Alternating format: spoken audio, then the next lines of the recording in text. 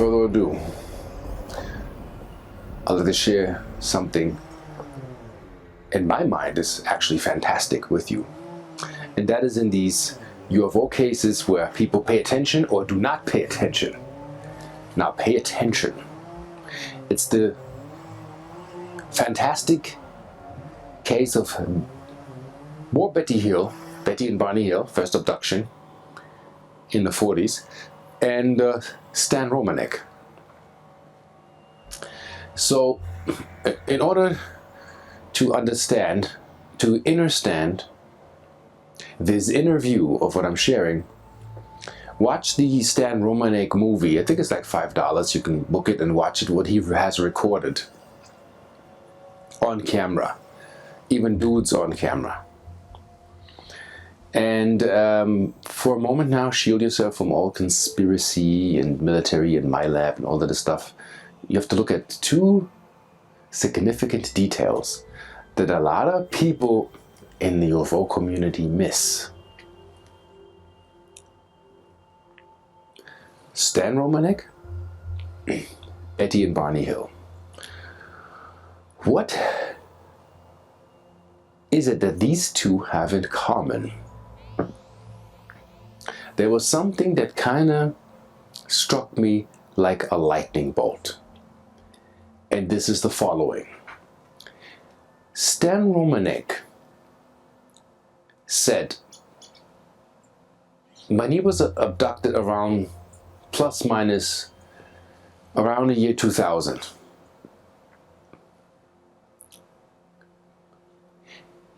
and I'm just talking about that one night, not all the little details you'll see in the movie. You have to listen to this one piece in detail.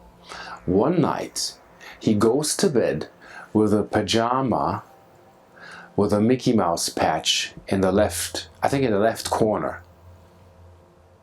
That was his pajama, produced by Disney in modern days, okay? He gets abducted, he comes back with a different pajama top, older version, looks like it's from the 50s, but it's not that old. It's like it was taken from somebody, as if he's been on a table and somebody else been on a table and they switched the tops by accident, or they're showing us something. And this is very smart. You have to be slick to see that.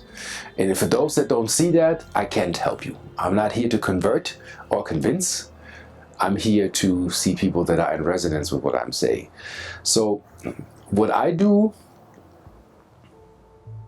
and I'm coining the term now, is called interdimensional forensics. We put these cases apart because we're still under the memory of linear time. So Betty and Barney Hill is way over there in the 40s, somewhere in the area of Portland where they got abducted. And Stan Romanek, I don't know, somewhere in another town.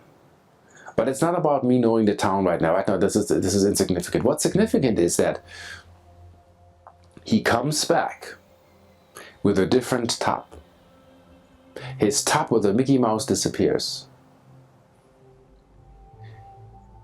And he wonders, I wonder if he ever knew, or asked the question, or ever seen that case.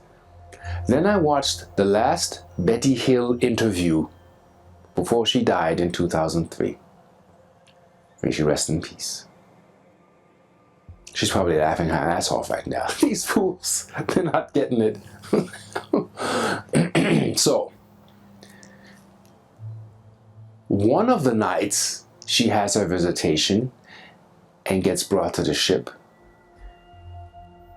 Now pay attention. I wish I had a drum roll. She comes back with a different pajama top. And guess what? It has a Mickey Mouse patch on it. In the interview, and sometimes, you know, what I think is too much of that copyright drama. Old videos of people disappear for some reason. which they don't need to see. None of my videos will disappear because I own my stuff. I control my stuff. So I'm keeping this as clear, as simple, and clean.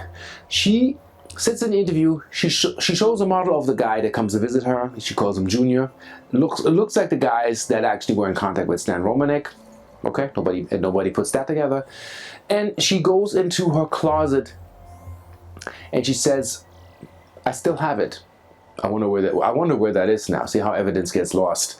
And on the camera you see it's the pajama.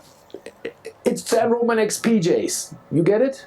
And now in your mind you're going, how is it that they switch, but she comes back in her timeline and he comes back in his timeline?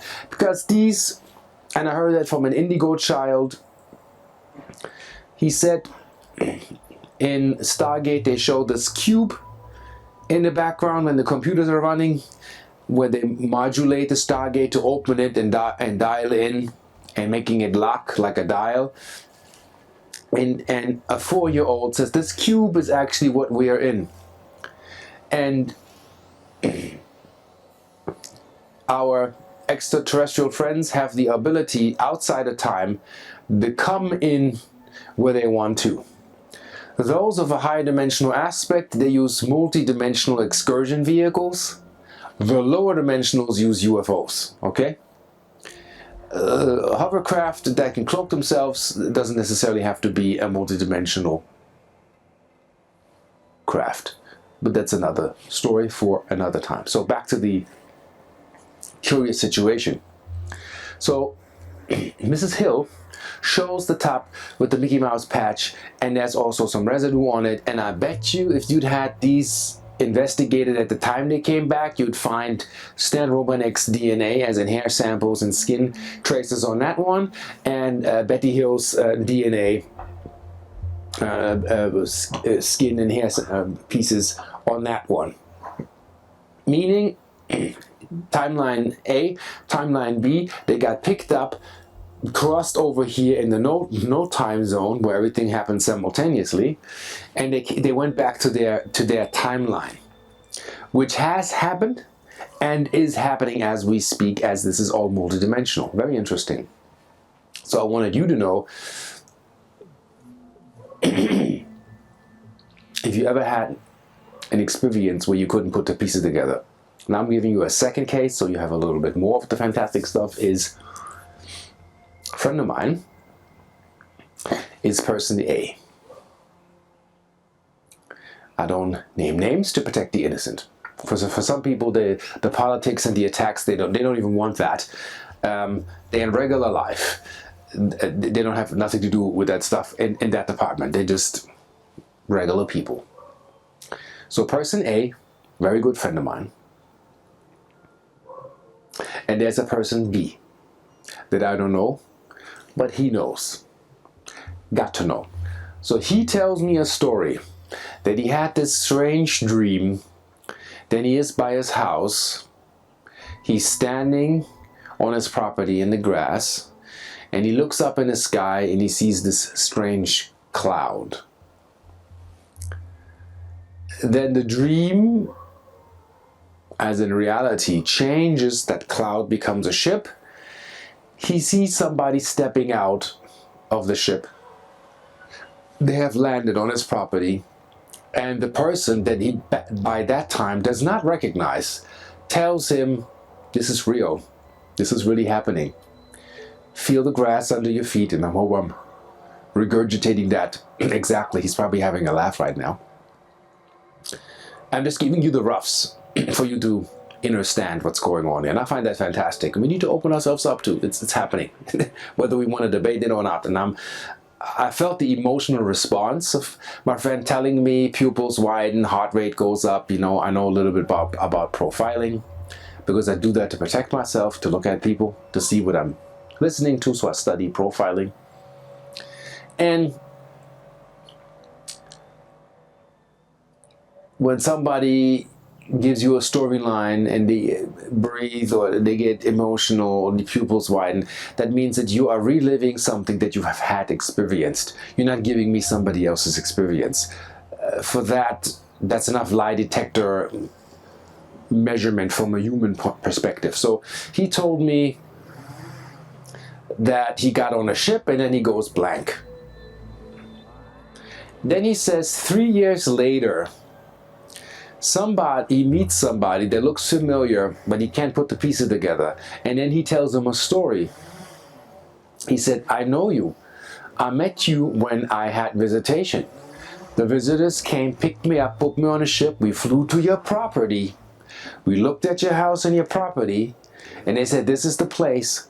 And then we landed. I stepped out because I'm somewhat a familiar face from that dimension as in human form, calming you down, telling you to come on a ship. This is a real experience. You're not dreaming. And then we both walk on a ship. Do you remember anything?